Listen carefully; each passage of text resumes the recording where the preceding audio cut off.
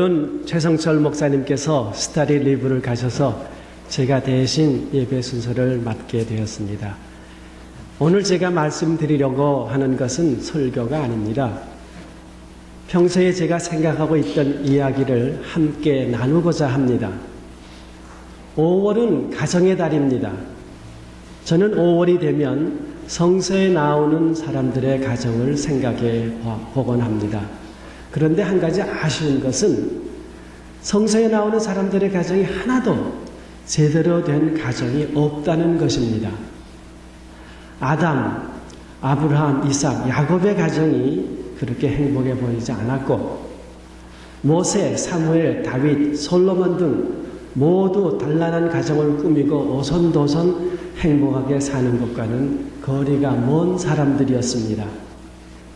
이제 성서에 나오는 많은 가정 중에서 3가정을 골라서 그들의 가정을 저희들의 가정과 비교해보고 교훈을 얻고자 합니다. 첫 번째 가정이 아담의 가정입니다. 이 가정은 하나님께서 중매를 서주시고 주례를 서주신 가정입니다. 시작부터 하나님의 축복을 가장 많이 받은 가정입니다. 아담이 하와를 보는 순간 이는 내 뼈 중에 뼈고 내 살 중에 살이로구나 하고 감탄합니다. 그런데 모두 아시는 것 같이 하와가 뱀의 꼬임에 빠져서 선악과를 따먹고 하나를 따가지고 와서 아담에게 주고 아담은 그것을 받아 먹었습니다. 어떤 목사님들은 하와가 선악과를 먹고 겁이 나서 아담을 공범으로 만들기 위해서 아담에게 먹였다고 이야기하는 분들도 계십니다. 사도 바울도 그렇게 생각했던 것 같습니다. 그래서 인간의 원죄를 이야기할 때 여자들에게 대단히 심한 말을 했습니다. 죄송합니다. 지금 감기가 와서 자꾸 목이 잠기네요. 그런데 창세기 3장 6절을 보면 이렇게 써 있습니다. 여자가 그 나무를 쳐다보니 과연 먹음직하고 보기에 탐스러울 뿐더러 사람을 영리하게 해줄 것 같아서 그 열매를 따먹고 같이 사는 남편에게도 따주었다. 남편도 받아먹었다. 라고 기록이 되어 있습니다. 공동번역 성경을 그대로 읽은 것입니다. 여기에 공범을 운운한 그런 기록이 전혀 없어요. 근데 사람들은 그렇게 얘기를 하면서 여자들을 아주 못된 사람들로 만들었습니다. 저는 이렇게 생각해 보았습니다. 하와가 선악과를 따서 먹었더니 그 맛이 기가 막힌 거예요. 먹고 보니 사랑하는 남편 생각이 난 거예요. 그래서 하나를 더 따가지고 아담에게 주었다고 생각한다면 잘못된 것일까요? 여자들은 남편이 사랑스러우면 이것저것 따지지 않습니다. 그저 내 남편 하지요. 그런데 문제가 하나는 뭔가 하면은 내 남편 하던 것이 언젠가 슬슬 내 자식으로 변하는 게 문제지, 남편을 사랑하면은 그 부인은 다른 것은 보이지 않아요. 아마 하와도 그랬던 것 같아요. 하나님께서 아담을 찾으시니까 잔뜩 주눅이 들어있는 아담은 나뭇잎으로 엉성하게 아랫도리를 가리고 나타납니다. 내가 선악과를 따먹었구나 하고 다그치시니까 아담이 하는 말이 정말 가관입니다. 이렇게 말합니다. 당신께서 저에게 짝을 지어주신 여자가 그 나무에서 열매를 따주었기에 저는 먹었을 따름입니다. 이렇게 얘기를 해요. 그 말을 들은 하와는 그 심정이 어떠했을까요?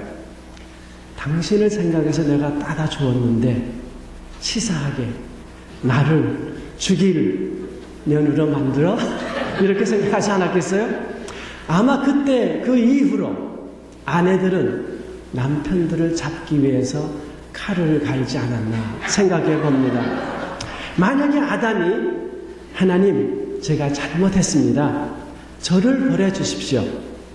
하와는 저를 끔찍이 사랑한 죄밖에는 없습니다. 너무나 맛있기 때문에 사랑하는 남편이 생각나서 하나 따왔을 뿐입니다. 라고 말했더라면 우리 남자들은 지금 어떻게 살고 있을까요? 낙원에서 쫓겨는 났어도 아내의 사랑만은 영원히 받지 않았을까요? 인류의 조상인 아담의 말 실수로 저희 남자들은 항상 아내들에게 잡혀서 사는 신세를 면치 못하게 되었습니다. 아담과 하와의 가정에서 무엇을 배워야 하겠습니까? 가정에서 부부 사이에 문제가 생기는 것은 다반사입니다. 단지 문제가 생겼을 때 항상 그 책임을 남에게 떠넘기려고 하는 게 문제입니다. 손가락으로 남을 포인트하는 이 손을 한번 생각해 보세요. 문제 해결을 찾는 과정에서 이렇게 손가락질을 하면 상대방을 가리키는 손가락은 하나인데 이 세 손가락은 저를 향하고 있습니다. 이것을 보면 문제가 생겼을 때 그 해결책을 찾는 방법 중에서 나에게 문제가 있다는 게 상대방보다는 3배나 많다는 뜻이 아닐까 하는 생각을 해봤습니다. 그러니까 이렇게 포인트 할 때 나를 생각해보고 또 해보고 또 해보고 그래도 이거는 내 책임이 아니야 하면 그때 목소리를 가장 부드럽게 깔고 여보 이건 아무리 생각해도 당신 때문인 것 같아 라고 얘기를 해야 되지 않을까 생각합니다. 그런데 이렇게 포인트를 할 때 굉장히 중요한 손가락이 엄지손가락이에요. 이 엄지손가락은 가장 중요한 것을 상징하지 않습니까? 이 엄지손가락은 머리입니다. 이 머리를 가만히 이렇게 숙이지 않으면 내가 보이지 않아요. 내 잘못이 보이질 않아요. 이 머리를 가만히 숙이고 나를 볼 때 나의 잘못이 보이는 것 같습니다. 문제 해결을 나에게서 찾으려고 하면 대부분의 문제의 90%는 해결이 됩니다.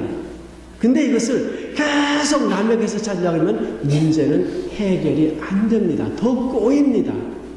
근데 거기에서 한 걸음 더 나가서 이 머리를 바짝 새기고 딱 포인트를 하면은 더 큰일이 나는 겁니다. 왜 그러냐면 이렇게 하면 어떻게 돼요? 이게 총이 되잖아요. 머리를 바짝 세면 이게 총이 돼요. 그러면 다 끝나는 거예요. 문제 해결 물 건너갑니다.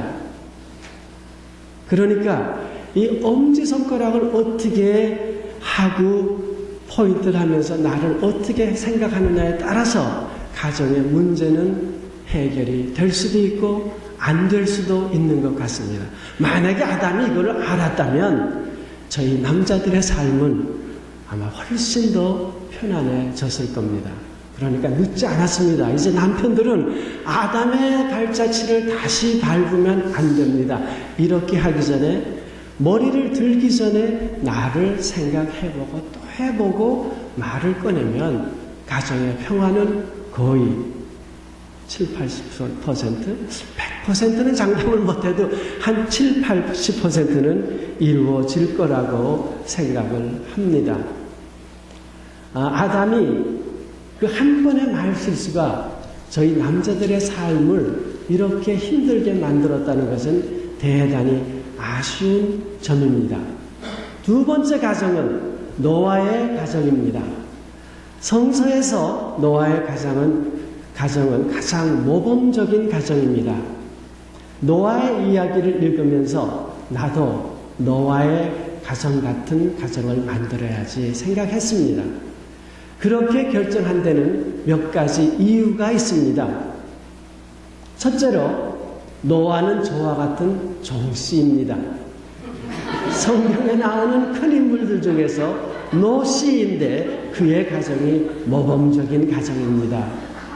둘째로 노아는 딸이 없는 아들만 셋이 있었는데 제가 딸이 없이 아들만 셋입니다.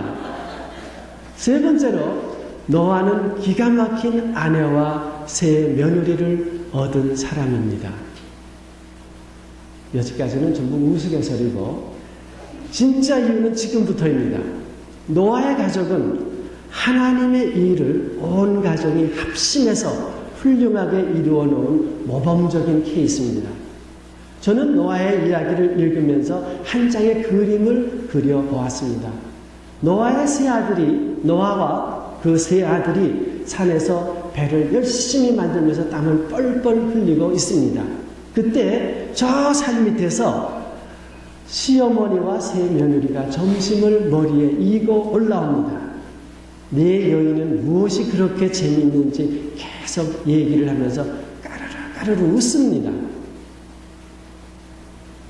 8명의 가족이 둥그렇게 둘러앉아서 맛있게 점심을 먹고 있습니다. 참 아름다운 가정의 모습입니다. 그리고 그 노아의 8명의 가족의 얼굴이 저의 가족 8명의 가족을 이렇게 변합니다. 얼마나 아름답고 부러운지 모릅니다. 저희 가정이 노아의 가정 같은 그런 가정이 됐으면 하는 바람이 간절합니다. 노아의 가정은 120년간 걸려서 방주를 완성했습니다. 그리고 1년 열흘 동안 그 방주 안에서 그 많은 동물들을 보살피면서 하나님의 일을 끝까지 마무리 지었습니다.